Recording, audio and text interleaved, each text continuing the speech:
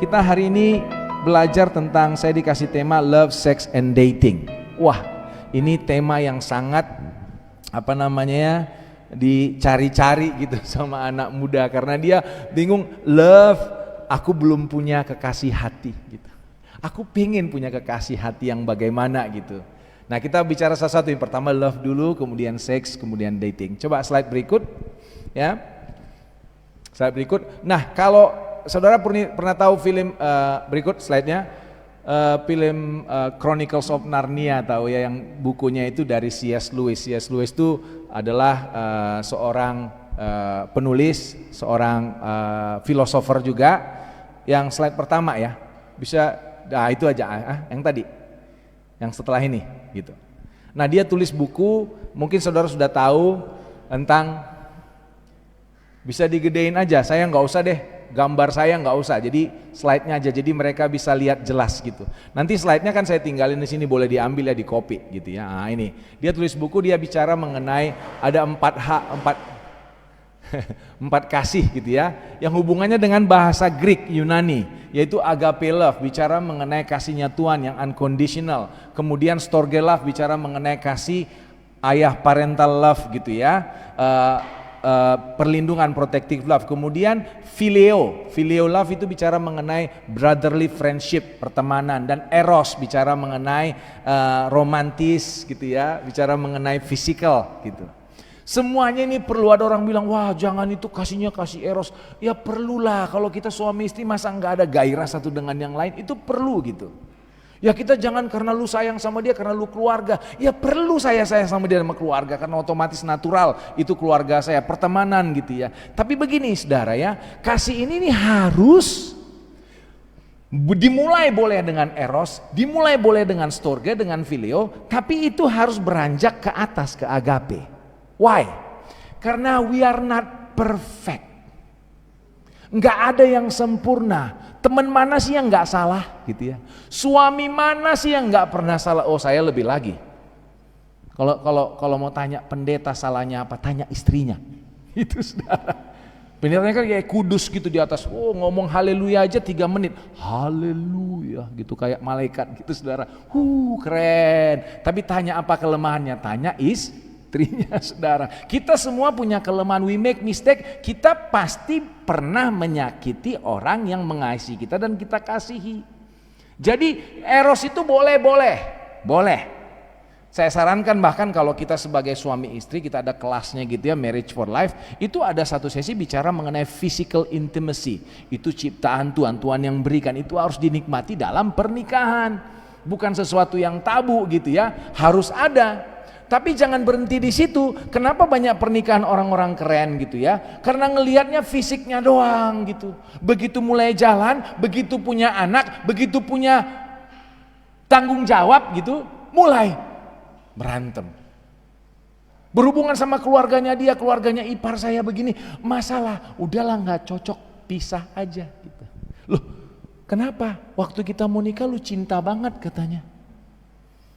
Karena kita come to the real world, reality. Makanya selingkuh itu enak, kenapa? You don't share the problem kan?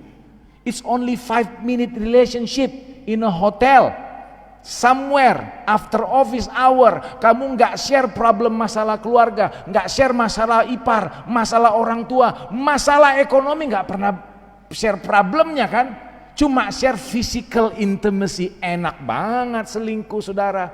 Tapi begitu dia pikir ini calonku, ini oke, gua tinggalin keluarga, dia nikah. Dan statistik mengatakan itu kemungkinan besar gagal juga. Why? Because then they live together. Then they know they have to share the problems together. Pernikahan dalam Kristen yang kami menemukan, that is the best. Even when you talk about eros yang paling indah itu adalah dalam pernikahan yang kudus. Jadi love ini indah sekali, memang C.S. Lewis menyampaikan ini. Karena kalau kita bicara bahasa Indonesia bahkan bahasa Inggris, they all the same. I love cricket, I love football, I love this food, I love talking to you. Love itu satu kata gitu ya.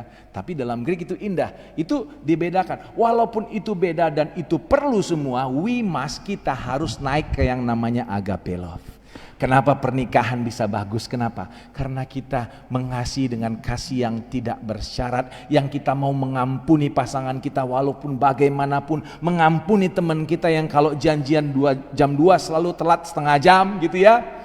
Kan gitu, ada teman-teman yang gitu kan, janji selalu nggak tepat janji. Teman kos, siapa yang pernah kos di sini?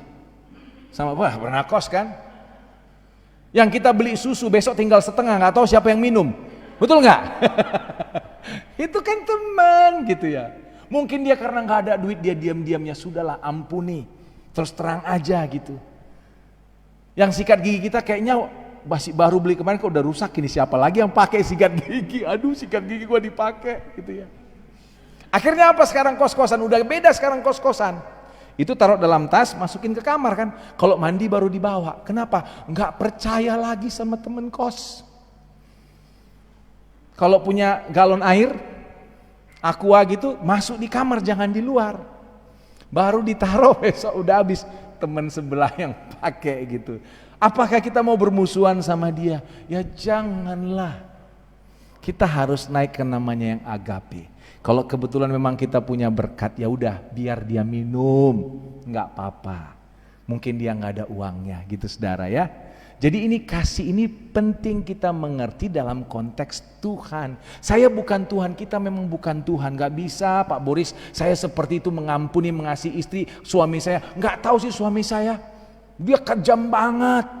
Itu kalau ada setan di sini, setan aja mau lewat permisi sama dia. Misi gitu, kejam banget, takut semua orang gitu ya. Walaupun begitu nggak ngerti sih, saya tahu, saya nggak ngerti.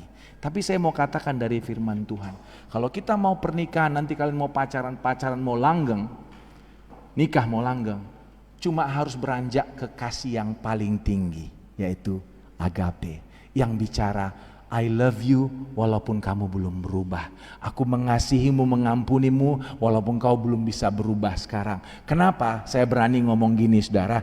Karena Tuhan Yesus kayak begitu sama saudara dan saya. Berapa banyak kita yang datang habis berbuat dosa, bahkan nangis di tempat tidur. Tuhan ampuni aku, nangis gitu saudara ya. Terus kita bilang pagi gini, janji Tuhan gak ngelakuin lagi. Padahal Tuhan tahu 2 minggu lagi saudara ngulang karena dia maha tahu gitu. Saya tanya, apakah dia ngampuni kita malam itu kita nangis-nangis? Yes, Alkitab bilang yes. 1 Yohanes 1:9, yes dia ampuni, walaupun dia tahu. Kenapa? Dia kasih, Roma 2:4, dia kasih kesempatan, kekayaan, kemurahannya itu. Untuk apa? Supaya kita bertobat. Kalau dia berhenti mengasihi kita sekarang, termasuk saya, mungkin saya duluan saudara, selesai. Tapi karena dia kasih ampun, saya bisa berubah. Oh Tuhan baik, saya belajar lagi, jatuh lagi, saya belajar lagi, jatuh lagi. Tapi saya naik saudara, walaupun gini ya, walaupun jatuh naik kita, tapi secara garis besar itu mudah-mudahan kita itu secara garis besarnya itu naik terus. Gini kira-kira, naik, jatuh, turun, naik, jatuh, turun, naik gitu. Tapi secara global kita naik terus saudara. Artinya ada perubahan. Jadi harus mengerti kasih ini saudara ya. Coba slide berikut. Slide berikut. Ini yang melandasinya nanti. Dikatakan di sini semua bentuk kasih itu perlu. Namun sangat penting untuk kita sebagai orang percaya beranjak dan tinggal dalam kasih agape. Untuk semua bentuk kasih yang tadinya itu dapat bertahan. Kalau pertemanan mau bertahan, harus banyak mengampuni. Pernikahan, keluarga yang rukun, yang akur, itu harus banyak mengampuni. Ngampuni itu bicara kasih agape. Janganlah kita mengancam-ngancam. Kalau kamu ulangin lagi ya, apalagi sama anak, gak usah tinggal di rumah ini. Aduh, anaknya bilang beban sama dia kan. Aduh aku bisa gak ya? Udahlah mendingan aku cari tempat lain deh gitu kira-kira. Karena anak itu sendiri pun, saudara sendiri. Bayangin coba saudara dibilang, atau ada kakak rohani bilang, kamu ya, mikir-mikirnya kotor terus, mikir kotor gitu. Dia sendiri bergumul, bukankah kita bergumul, betul gak saudara? Kita bergumul tentang pikiran kotor kita. Udah bergumul aja, menyalah diri sendiri, disalahin lagi gitu. Bukannya didukung, dikasih firman Tuhan, dimarahin, dimaki, dikutuk lagi gitu. Oh, masuk surga loh gitu ya. Najis begitu ini saudara. Terus next. Nah, dorongan mengenai kasih, dorongan dari cinta love ini luar biasa. Love itu kitab Amsal mengatakan itu kuat seperti maut gitu. Kalau udah cinta itu nggak mau dengar sama siapa-siapa. Kalau di parenting kami ngajarinnya gini saudara, kalau anak udah jatuh cinta, itu harus hati-hati ngomong sama anak ini. Jangan sampai kita menjelekkan calonnya itu bahkan. Kenapa? Kalau kita udah kasih ultimatum, dia akan sampai posisi di persimpangan jalan harus pilih. Aku pilih orang tuaku atau pilih dia nih. Di sana dimarahin, gak boleh di rumah. Cowokku dijelek-jelekin kan gini. Dia terpaksa milih. Akibatnya apa? Mungkin dia akan pilih pasangannya kabur dari rumah dia. Kira-kira gitu. Kita harus tegas sebagai orang tua, tapi caranya harus dengan kasih. Kasih itu kuat, itu memberi rasa senang, menghibur sukacita. Di sini nanti saya kasih ayat-ayatnya karena ini panjang. Bahkan tadi saya mau kasih video tapi takut kelamaan gitu ya. Jadi ayatnya nanti saudara buka sendiri ya, minta aja pinjam gitu. Memberi rasa senang, menghibur sukacita. Jadi senang kita. Ketemu sama dia senang, duduk aja senang. Waktu kita pacaran saudara ya, dia tinggal di rumah sepupunya. Kadang-kadang kita duduk aja gitu, nggak ngobrolnya dikit, tapi senang aja kan. Tok, mie dok lewat, mie tek. Mau mie nggak? Boleh lah. Bang, mie bang. Terus diam lagi kan. Duduk aja, senang aja. Ketemu senang gitu. Lihat mukanya. Sekarang, waduh.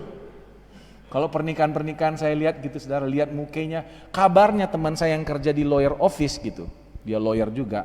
Pak, banyak yang ngajuin cerai sejak COVID. Kenapa? Ya nggak tahu Pak, kali mereka biasanya nggak pernah ketemu di rumah, cuma pulang malam tidur, pagi berangkat lagi pisah. Sekarang harus di rumah terus gitu, nggak tahan melihat mukanya gitu kali saudara. Banyak itu teman saya di lawyer office yang cerita, Pak ini saya banyak yang ngajuin cerai katanya gitu. Dan kebanyakan katanya ibu-ibunya yang ngajuin gitu saudara ya. Itu enak, memberi rasa senang gitu ya. Terus yang kedua, membuat rela berjuang untuk mendapatkannya, berkorban. Aduh kalau kita udah cinta berkorban saudara. Tinggalnya di Depok, kekasihnya di Tanjung Priuk. Uangnya nggak cukup, motor nggak ada, pinjam sepeda. Naik sepeda dari Depok ke sana saudara, 3 jam 4 jam, gitu ya. Berangkat siang sampai sana sore. Cuma ketemu mungkin 10 menit, tapi hatinya lega. 3 jam naik sepeda keringat. Itu yang tadinya mungkin berat badannya 70 kilo, bisa turun langsung 65 kilo gitu saudara ya. Senang, tapi karena ngelihat wajah si doi, udah senang pulang lagi 3 jam naik sepeda. Kenapa? Karena kita kalau cinta itu rela berkorban. Apalagi sangat menggoda hati, menggebu-gebu, rasa gelisah, nggak tenang gitu. Di Kidung Agung tuh banyak, saudara buka Kidung Agung itu banyak yang bilang aduh terlalu ini ya, terlalu terlalu berbau seks gitu ya. Enggak, sebenarnya itu romance, bagaimana dia merindukan pasangannya gitu. Bahkan bisa pikiran fantasi angan-angan untuk seksualitas. Jadi bergairah. Kisah Amnon, anaknya Daud yang naksir adik tirinya Tamar. Cinta kata Alkitab. Sampai pingin dia. Akhirnya diperkosa sama dia.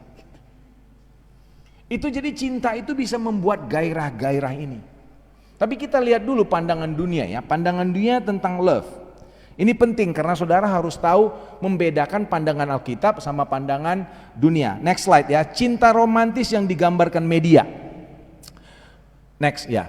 Cinta yaitu satu, menekankan emosi, perasaan dan keinginan. Gua ingin, walaupun dia sudah punya istri, aku suka loh sama dia. Mungkin dialah soulmate-ku, belahan jiwaku. Gitu. Di luar kendali juga, nggak bisa ngendalikan. Pergi kayak tadi tuh, pakai pikiran dong, naik sepeda 6 jam pulang balik, ketemu cuma 10 menit gitu. Nggak ada uang, nggak bisa ngajak ngopi juga gitu saudara ya. Terus kemudian apa? Kemudian berpusat pada kepuasan keinginan diri sendiri gitu, kepuasan.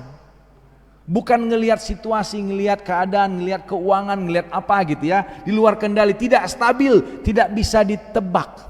Nah, kalau dunia sering melihat tidak bisa ditebak ini romantis. Hati-hati gitu.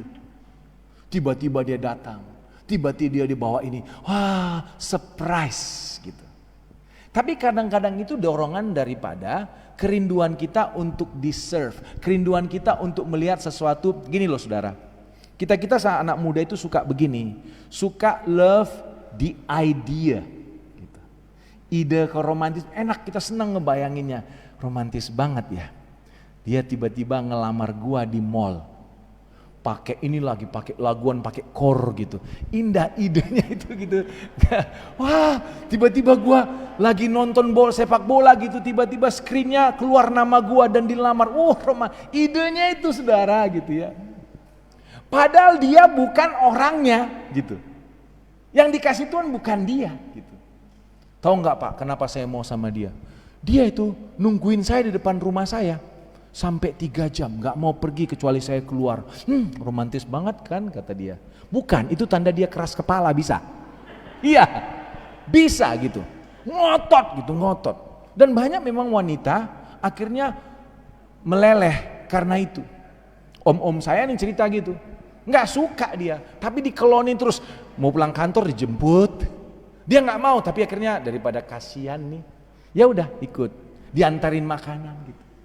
Begitu dapat dan menikah, apakah kayak begitu lagi? Enggak, berubah. Kalau kebetulan ceweknya suka jadi guru sekolah minggu, datang bantuin main gitar. Gue bantuin main gitar, senang banget. Wah, kayaknya pasanganku deh. Romantis banget. Dia itu sebenarnya bukan orang gereja, tapi rela datang untuk main gitar, untuk nemani aku ngajar sekolah minggu. Ya dia ada tujuannya supaya dapat lo, bukan karena Tuhan gitu kira-kira saudara ya. Gitu kira-kira.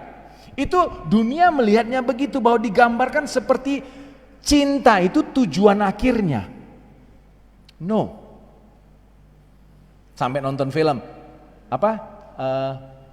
Live happily ever after. No, it's not like that. Begitu dapat menikah, then the reality comes in. Iya dong. KPR rumah itu reality. Betul. Kita pikir cintanya aja, orang tua bilang, "Nak, kamu pilih jodoh dong, kamu mau makan apa?" "Mah, kita mau makan berdua di warung, gak apa-apa. Sepiring berdua, romantis banget." Ide romantisnya itu yang digambarkan. Tapi kalau saudara makan sepiring selama 2 bulan, nek. Betul gak? Betul. Iya, memang uang gak dibawa mati. Tapi tanpa uang mau mati rasanya, betul nggak? Iya, saudara. Kita mau real aja gitu ya. Bukan, makanya orang tua bilang udah lulus sekolah dulu baru pacaran. Nanti kuliah bolehlah, tapi menikahnya setelah dapat kerjaan. Itu orang tua bijak itu. Bijak. Kalau udah punya kerjaan, oke lah kamu mau nikah, mau ngontrak dulu nggak apa-apa. Nggak usah beli rumah, nggak apa-apa. Ada iman, ada kerja keras gitu. Tapi dunia gambarkan itu hanya sekedar romantismenya aja. Yang kita bayangkan, anak muda bayangkan, oh aku pingin deh nikahnya di chapel, di Bali, di Nusa Dua gitu. Oke, itu nggak apa-apa, terjadi sih puji Tuhan. Tapi kan yang penting setelah itu gimana gitu. Wah, pacarku ini romantis banget. Dia tuh kalau menggoda, kalau ngomong indah banget. Coba pikir saudara. Kalau dia jago seperti itu, kira-kira dia melakukan kepada saudara aja apa juga kepada orang lain? Bisa nanya gitu kan saudara? Kalau dia sampai jago begitu kira-kira gitu saudara. Jadi gambaran dunia itu macam-macam. Yang saya mau sampaikan di sini, kita harus pinter memilah-milah. Ini cinta benar dari Tuhan. Gitu. Kalau udah dari Tuhan mau romantis gak romantis, it's okay. Ya kalau bisa romantis lebih bagus gitu saudara. Tapi kita lihat coba pandangan Alkitab saudara. Karakteristik kasih Allah yang ada di 1 Korintus 13, ada di Yohanes 15 gitu ya. Itu slide-nya, diperintahkan Allah bagi semua orang percaya. Jadi Kasih itu diperintahkan Tuhan. 1 Korintus 13, Yohanes 15 itu diperintahkan oleh Tuhan. Cinta itu di Kidung Agung digambarkan. Itu emosi bukan penentu yang paling dominan, tapi apa yang Tuhan mau. Saya dengar kesaksian hamba-hamba Tuhan yang luar biasa gitu ya. Dia dikasih Tuhan itu jodohmu, dia gak suka sama orang itu. Tapi Tuhan yang suruh. Dia ikutin, dia belajar. Akhirnya menjadi pernikahan yang luar biasa. Ada orang juga gitu, kadang-kadang saya waktu jadi youth pastor gitu saudara, ada yang nanya gitu, Kak, saya dari Tuhan tahu itu pasanganku. Oh bagus dong, keren dong. Tapi orang tuaku gak setuju, dia bilang. Oh terus gimana? Ya aku harus ikut Tuhan atau harus ikut orang tua? Itu namanya menjebak youth pastor itu. Gimana saya menjawabnya ini? Kalau saya bilang ikut Tuhan berarti dia lawan orang tua. Kalau ikut orang tua saya akan lawan Tuhan. Pintar kali kau ya gitu kira-kira. Saya bilang begini, firman Tuhan itu gak pernah melanggar firman Tuhan yang lain. Kita harus ikut Tuhan, tapi kalau kata Tuhan menghormati orang tua, anak muda perhatikan. Ya hormati orang tua. Kalau orang tua belum setuju, kamu tunggu sampai setuju. Kalau Tuhan yang suruh, Tuhan akan ubah orang tuamu. Mungkin dalam lewat ini juga Tuhan mau menjamah orang tuamu. Dan banyak kesaksian hamba Tuhan yang di senior-senior saya mengalami seperti itu.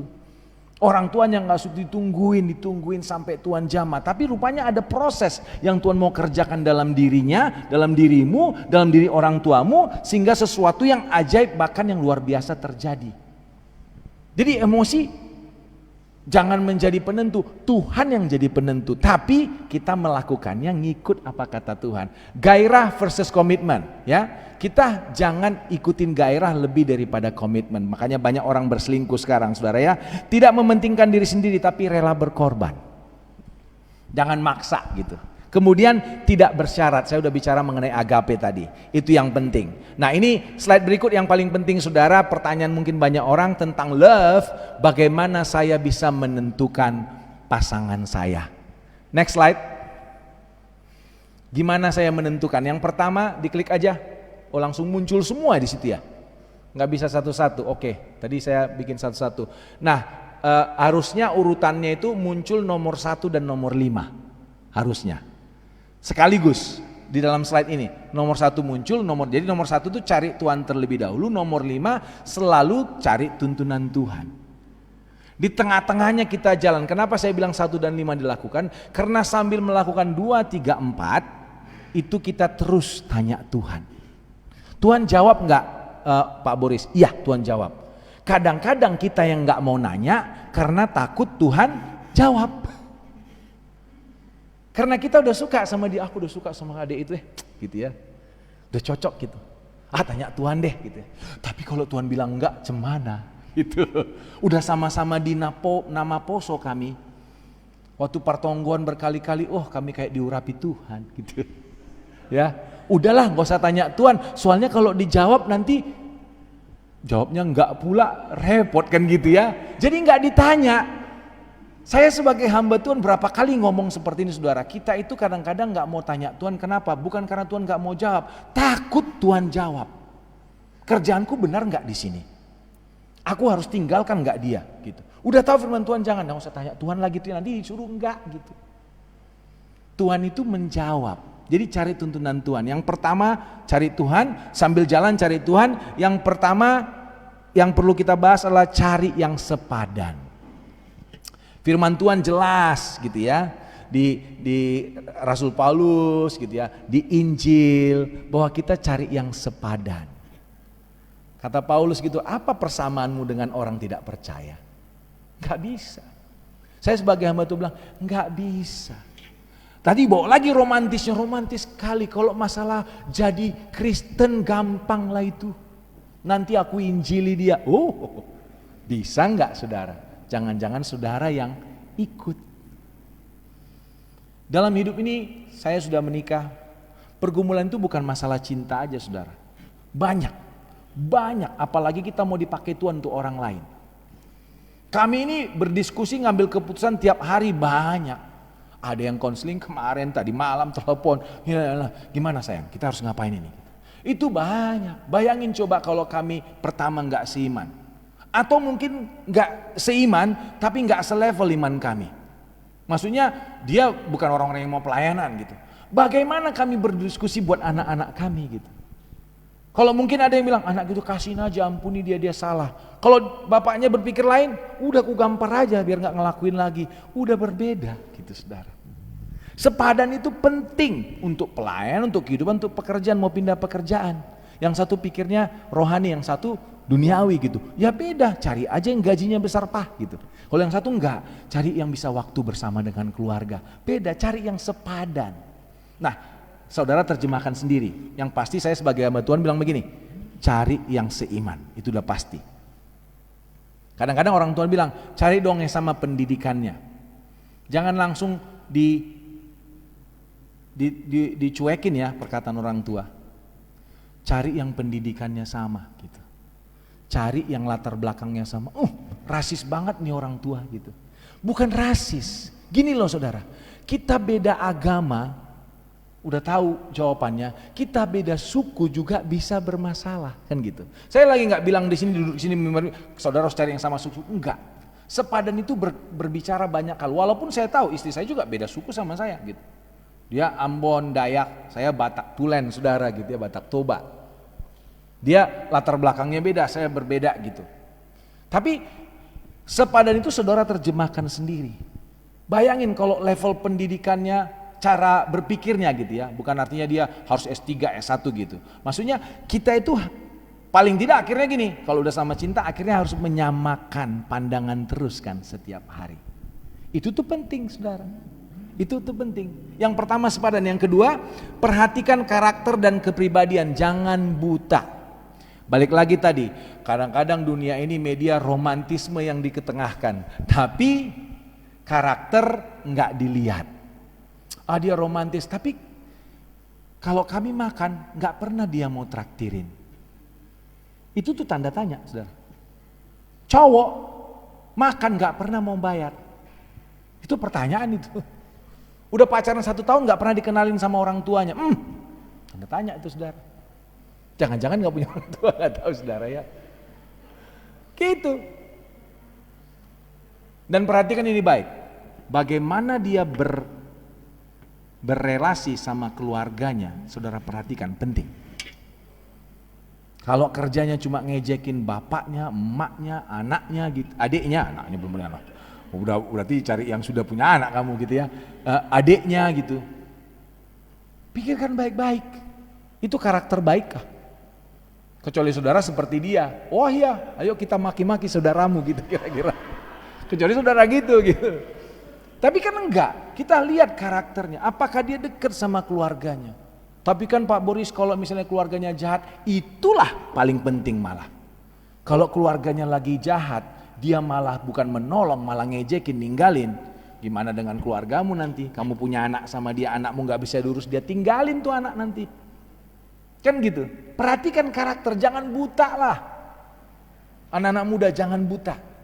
Terus, tapi kan harus didoain. Saya pengalaman ngajarin termasuk anak saya, kalau udah cinta buta memang dibilangin apa-apa, makanya benar itu apa, maaf ya, tai kucing rasa coklat katanya. Ya artinya gambarannya gini, yang sudah tahu jelek, kalau istilah Inggris itu red flags.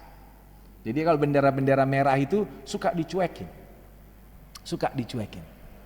Ada yang dulu dia pornografi gitu, pacarnya.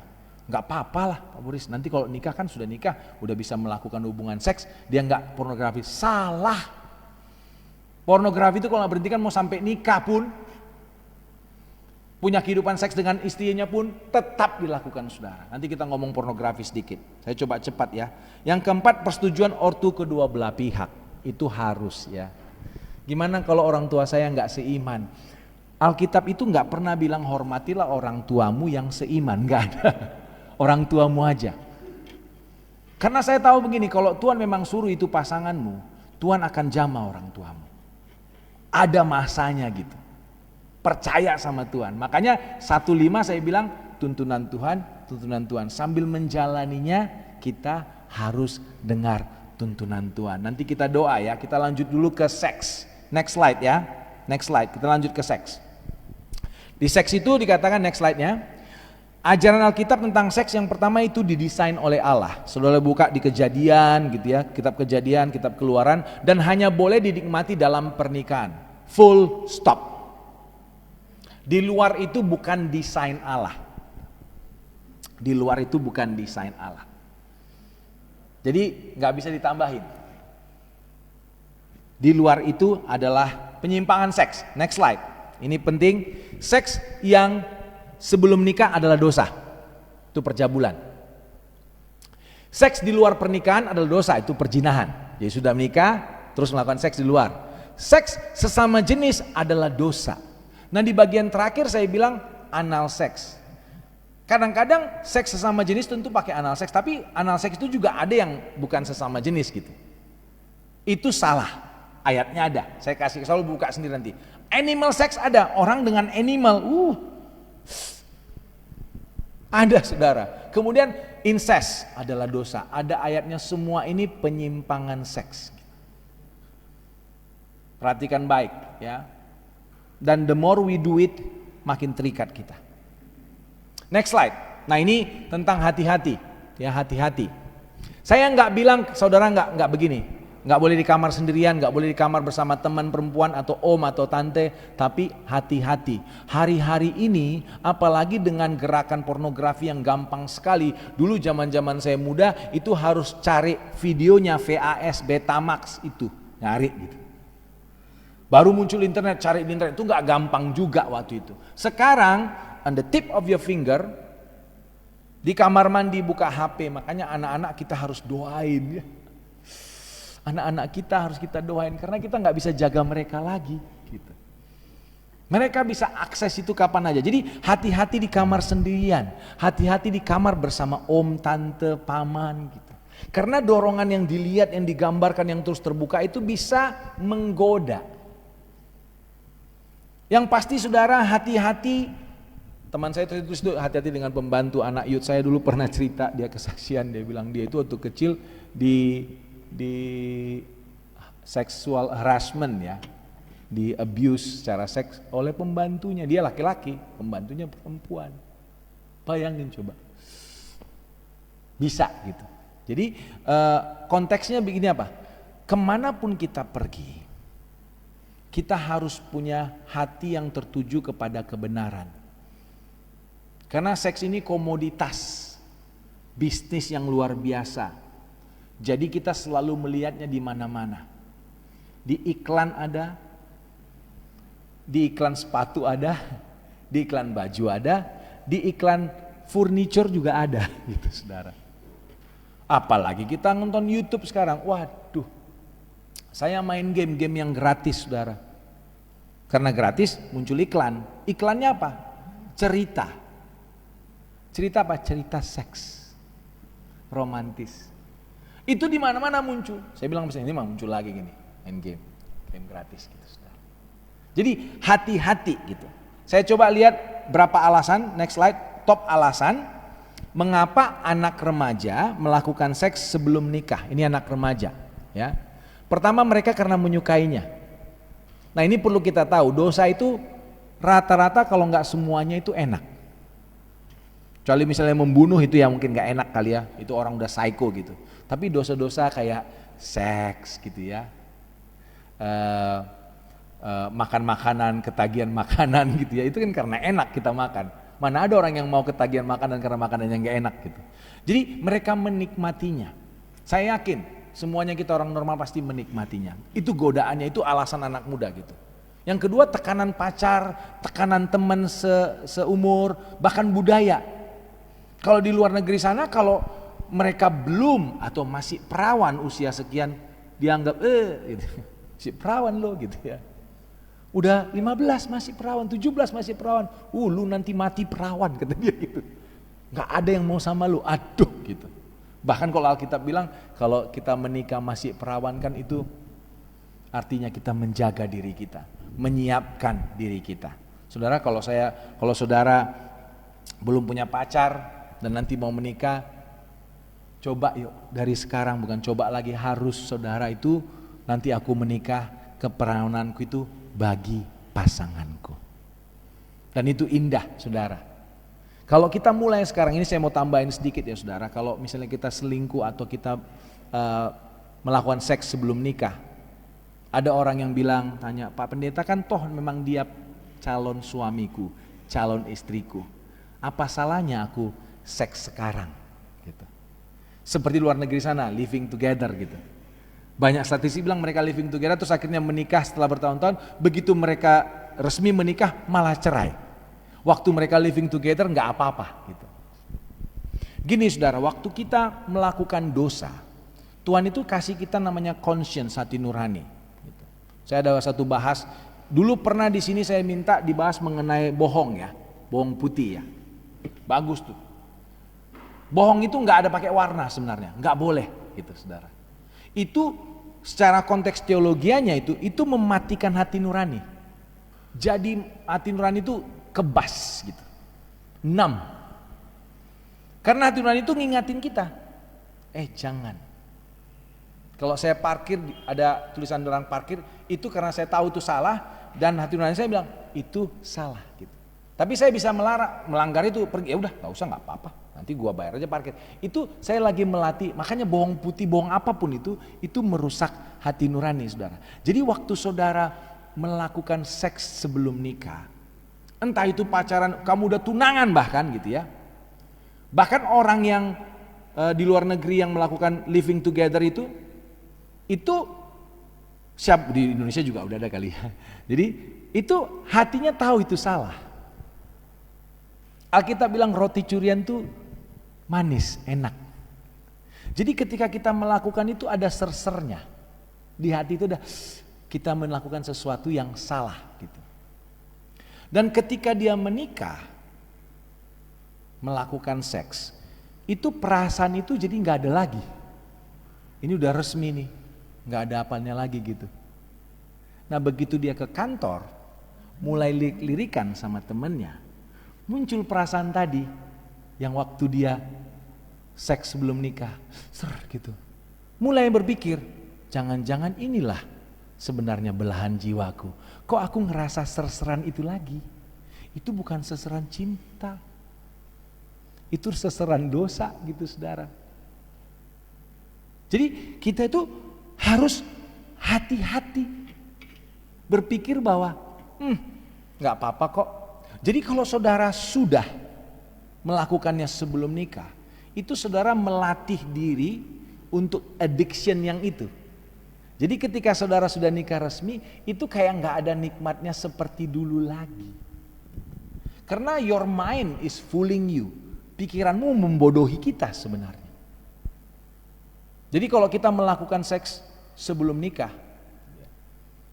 ya pas kita menikah, ya cobalah beres-beresan di hadapan Tuhan. Mengerti kebenaran itu. Biar diangkat semua akar-akarnya dan bisa kita melihat pernikahan itu dengan benar lagi saudara ya. Saya coba terus, tekanan pacar, teman sebaya, perasaan kalah karena abuse atau masa lalu. Nomor 3-nya karena dulu dia kalah rasanya gak enak, itu pelarian. Dan kalau kita seks itu kan kayak intimacy, 2 jadi 1 dan kita tuh merasa diterima. Kemudian tidak mengerti akan arti kasih. Dia pikir kalau saya menyerahkan diri saya, ini membuat saya diterima, dikasihi gitu ya. Yang berikutnya, dibuka aja slide-nya ya.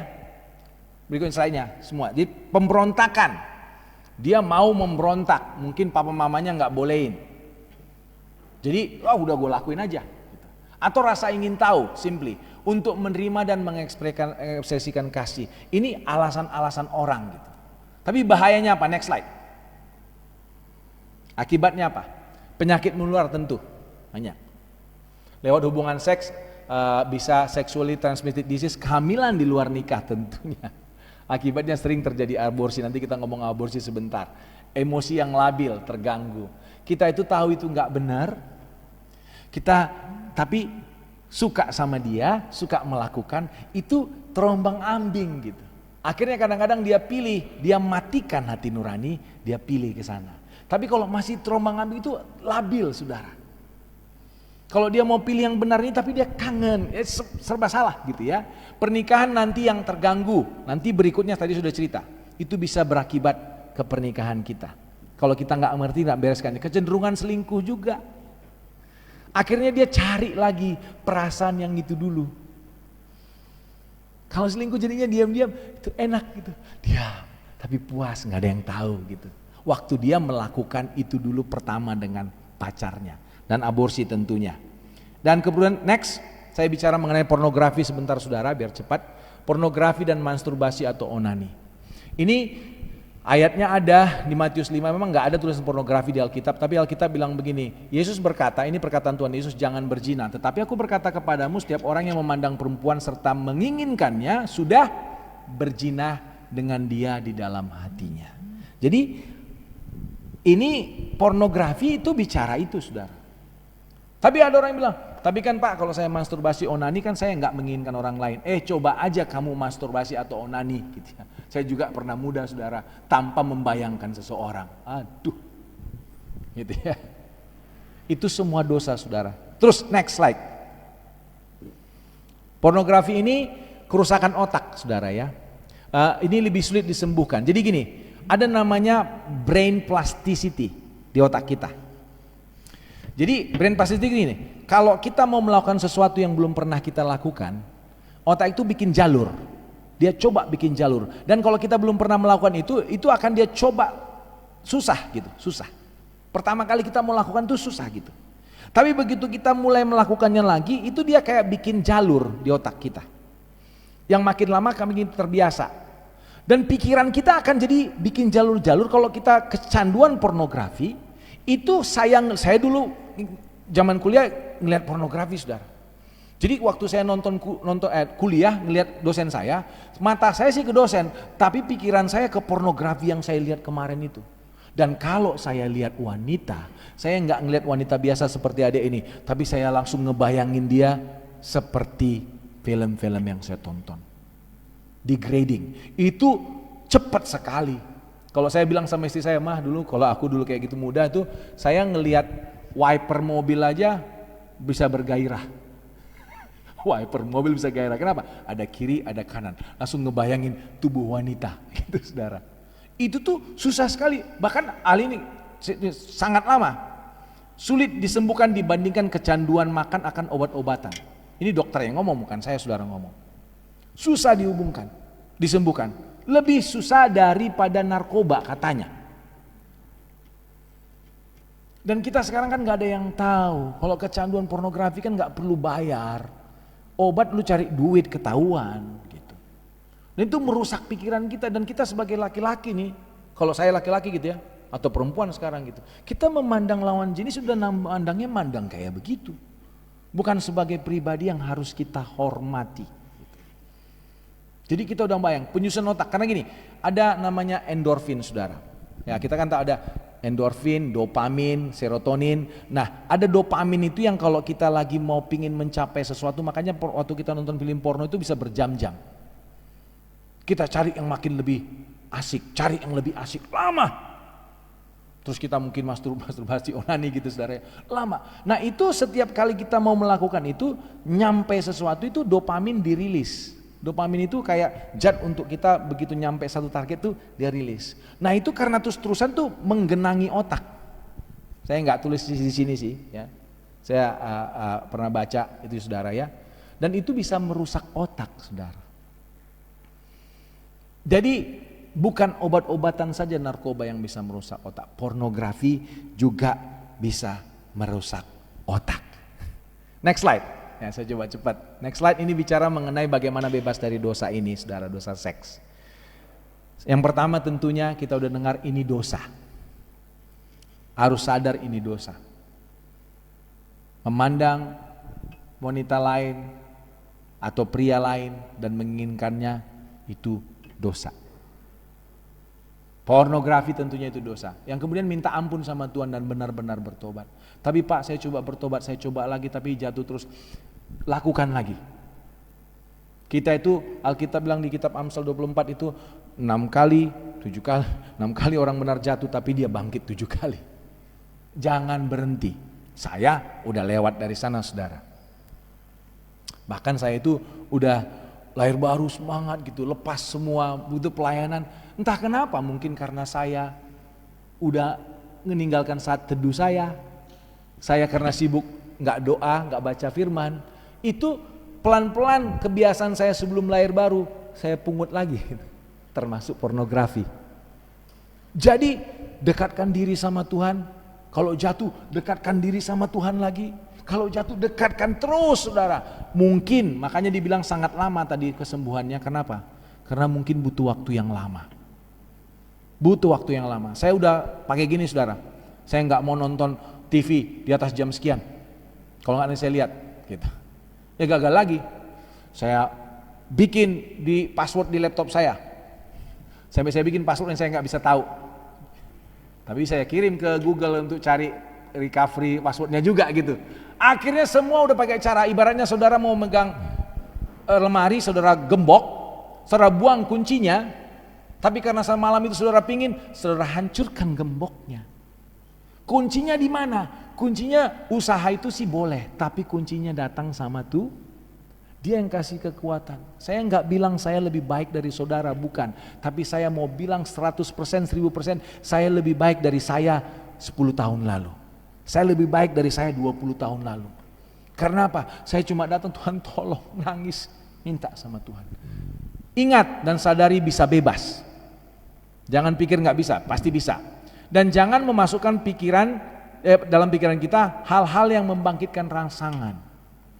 Kalau kayak tadi saya bilang lagi main game muncul begitu, udah swipe aja. Cari aja yang lain.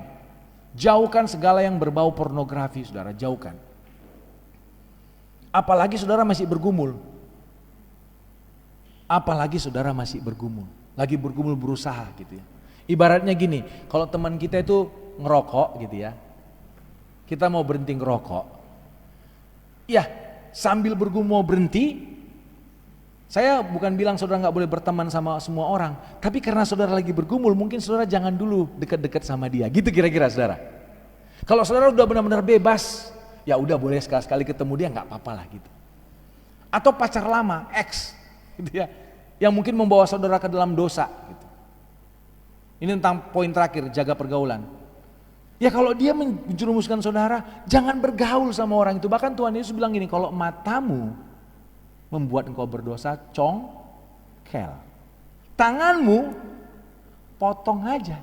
Daripada kamu utuh masuk neraka, mendingan kamu gak punya tangan tapi masuk surga. Kira-kira gitu. Bukan Tuhan Yesus mengajarkan kita melakukan itu, saudara. Tuhan Yesus lagi kasih pesan gini, bahwasanya kamu harus jaga pergaulan.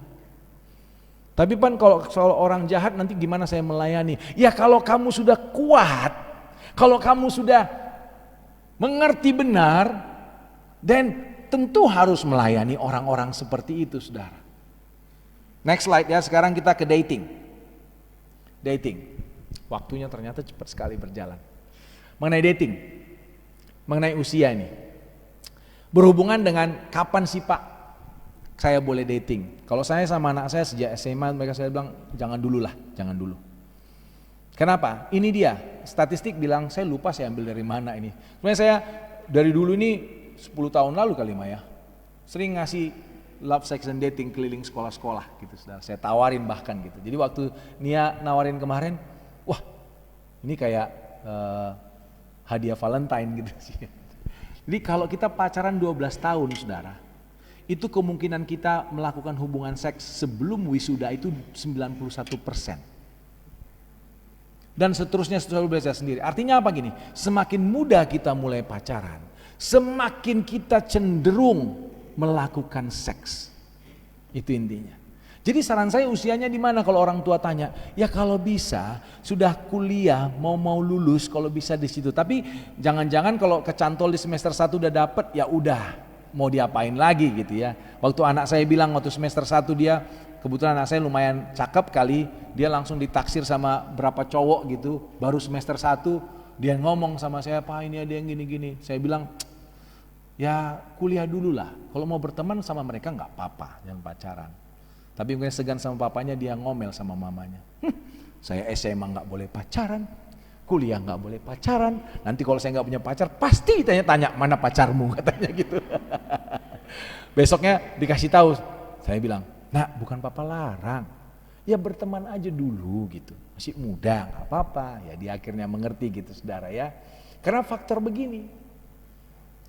Jadi kalau saudara sekarang udah berusia di atas ini ya, kalau bisa sih udah kuliah, udah mulai mateng baru gitu saudara. Karena kita kalau muda itu kita kadang-kadang kebawa-bawa perasaan. Next. Kemudian mengenai aborsi. Next. Aborsi. Ya, gini ya.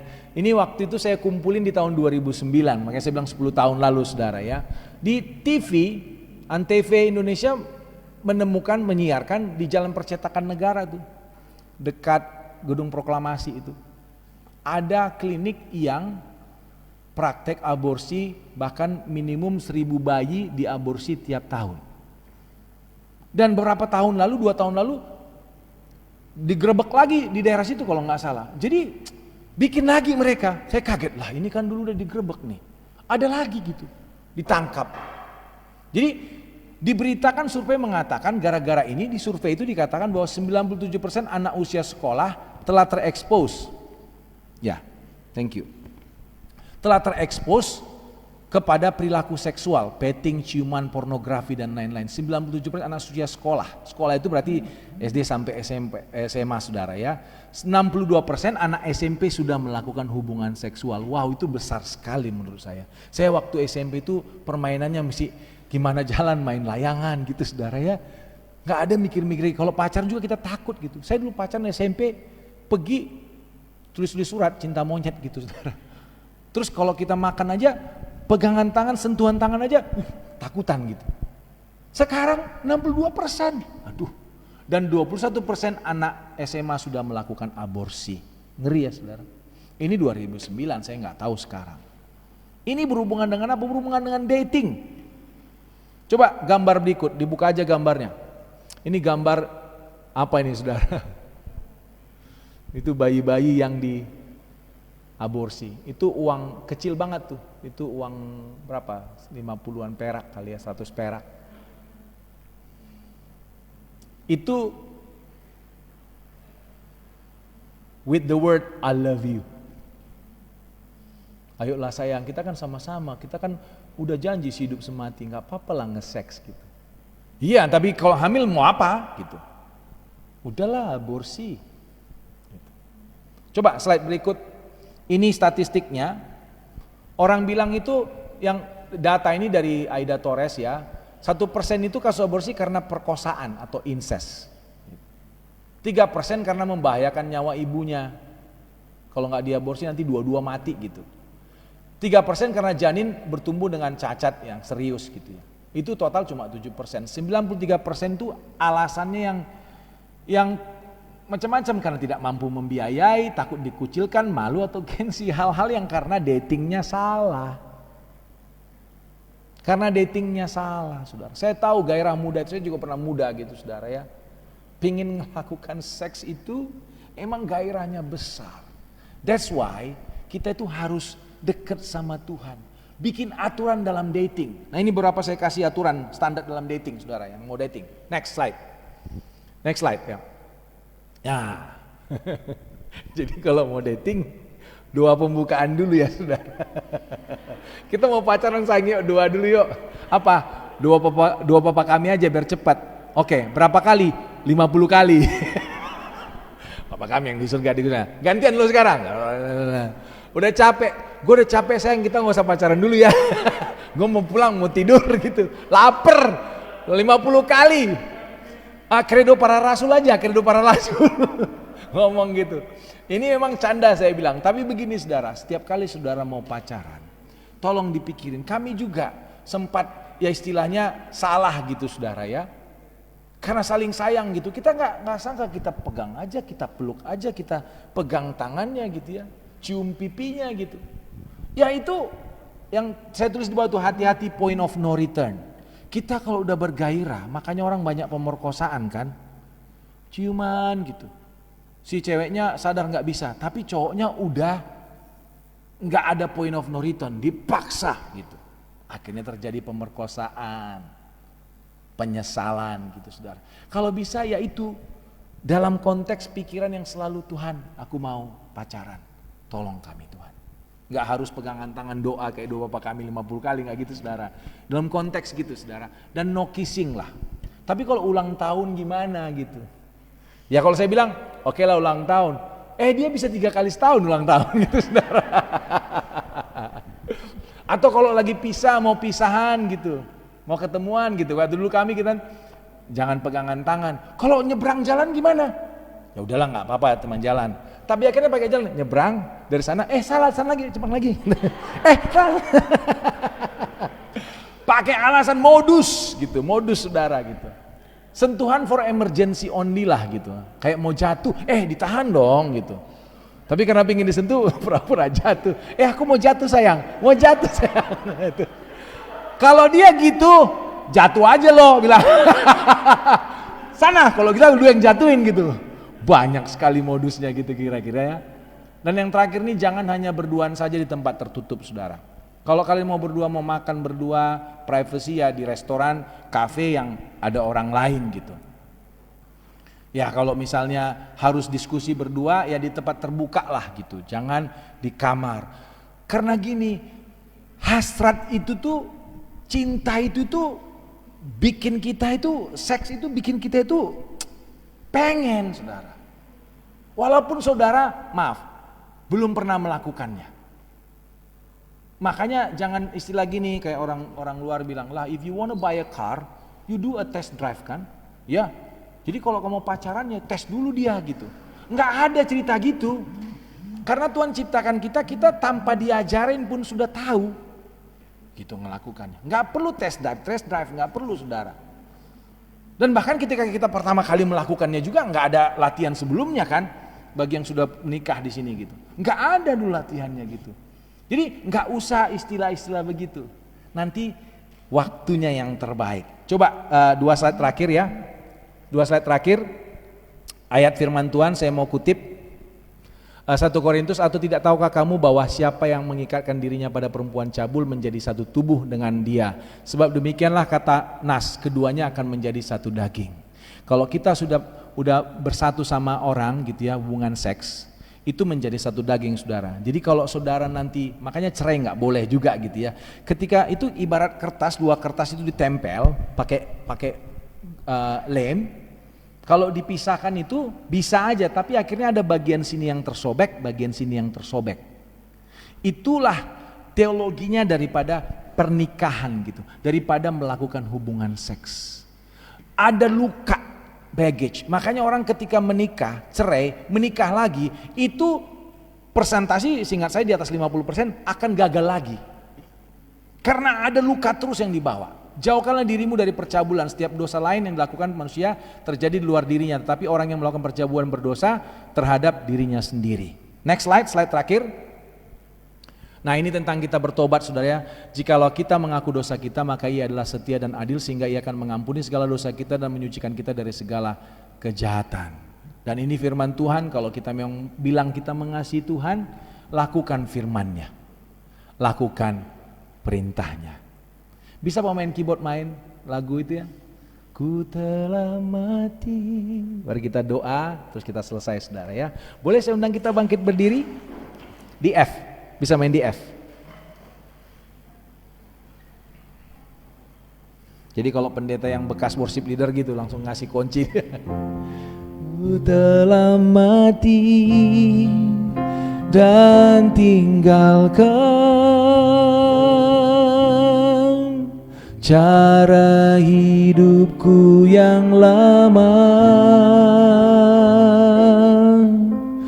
Semuanya sia-sia dan tak berarti